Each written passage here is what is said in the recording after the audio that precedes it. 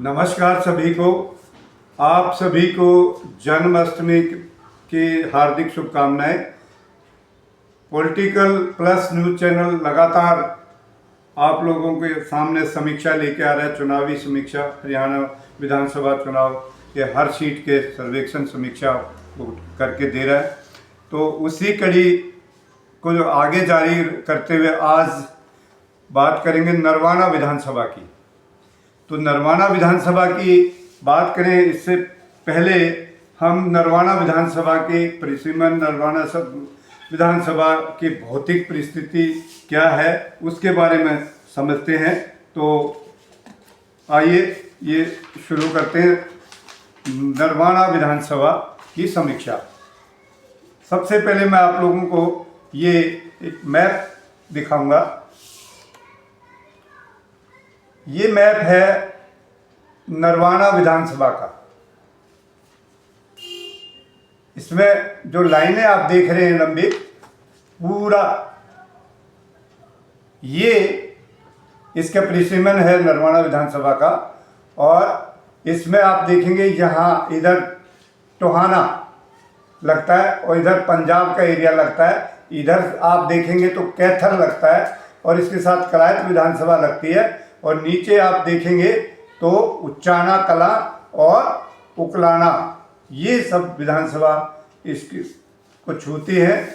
और ये इसका ओवरऑल जो है भौतिक परिस्थिति है। अब बात करते हैं नरवाना विधानसभा के कुछ महत्वपूर्ण आंकड़ों की।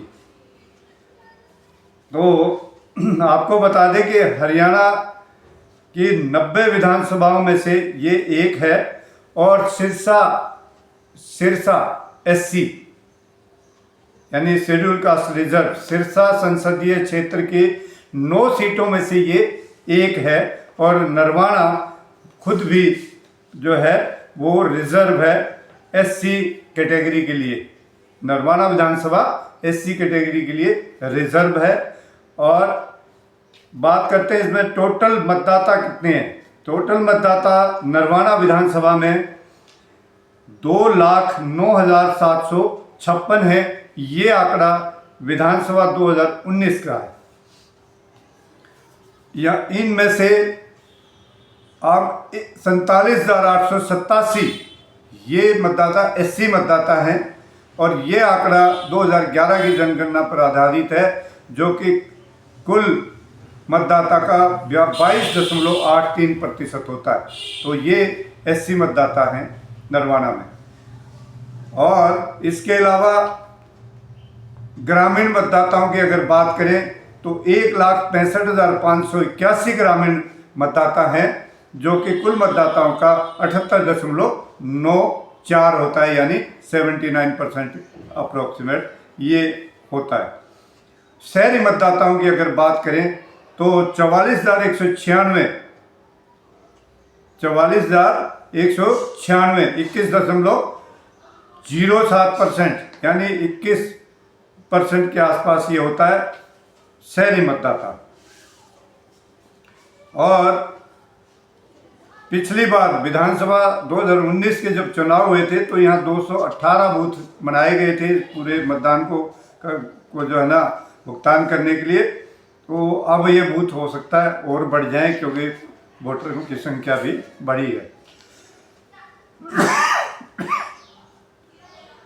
2019 में मतदान जो है इस नरवाना विधानसभा SC का जो था वो 73.09% था। ये कुछ महत्वपूर्ण आंकड़े जो है इस विधानसभा के बारे में मैंने आपको बताए। अब चुनावी परिणाम कैसे रहे पिछली 2 योजना, उस पर बात कर लेते हैं। पिछली 2 योजना में अगर देखें 2014 में जो चुनाव हुआ था विधानसभा का, उसमें पृथ्वी सिंह इनेलो के प्रत्याशी जीते थे। और पृथ्वी सिंह जी को वोट मिले थे 72,166, जो कि कुल मतदान का 47.31% होता है। और ये अपने निकटतम प्रतिद्वंदी उषा रानी से 9,152 वोटों से 6% वोट लेकर ज़्यादा विजयी रहे थे। दूसरे नंबर पर संतोष रानी भारतीय जनता पार्टी की 63,014 वोट इनको मिले थे। 41.31% इनका शेयर था। और तीसरे जो पोजीशन पे थी विद्या रानी, ये कांग्रेस की प्रत्याशी थी, इनको बहुत कम वोट मिले थे, उसमें 9,869, 6.47%। तो ये आपने 2014 के परिणाम के बारे में। अब 2019 की बात करते हैं। तो 2019 में रामनिवास जननायक जनता पार्टी के प्रत्याशी जीते थे और इनको वोट मिले थे 79,578, यानी 51.9%, करीब 52% जो है अकेले रामनिवास जननायक जनता पार्टी जी के प्रत्याशी को मिले थे। दूसरे नंबर पर रहे थे संतोष रानी भाजपा की, इनको वोट मिले 48,886, यानी 31.91%। तो करीब 52% रामनिवास जी को और 32% दूसरे नंबर पर संतोष रानी को मिले थे। तीसरे नंबर पर विद्या रानी दनोदा, ये कांग्रेस के प्रत्याशी थे, इनको 14,045 वोट मिले थे, जो कि 9.2%। तो कुल मिलाकर जो है ये 3 पोजीशन थी। चौथी अगर बात करें तो इनलो भी थी। इनलो के प्रत्याशी थे सुशील कुमार, इनको 3,334 मात्र वोट मिले थे, जो कि कुल मतदान का 2.2% इनका शेयर था। तो विजयी जो है वो रहे थे रामनिवास, 30,692 वोटों से ये विजयी रहे थे। 20% का जो है ना डिफरेंस था। तो ये ओवरऑल पर मैंने आपको 2 योजना 2014 और 2019 के विधानसभा परिणाम के बारे में डिटेल में बताया। अब बात कर लेते हैं कि इस बार का जो है किस तरह का सिनेरियो नरवाना विधानसभा में रहने वाला है। तो सबसे पहले बात करते हैं बीजेपी की। बीजेपी रूलिंग पार्टी है, तो सबसे पहले उनकी बात करते हैं। तो यहाँ पर रामनिवास सुरजाखेड़ा का नाम आ रहा है सबसे आगे, और ये नाम अचानक आया है क्योंकि रामनिवास सुरजाखेड़ा जी बीजेपी के नहीं हैं, ये एक्स एमएलए हैं, जेजेपी से बने हुए।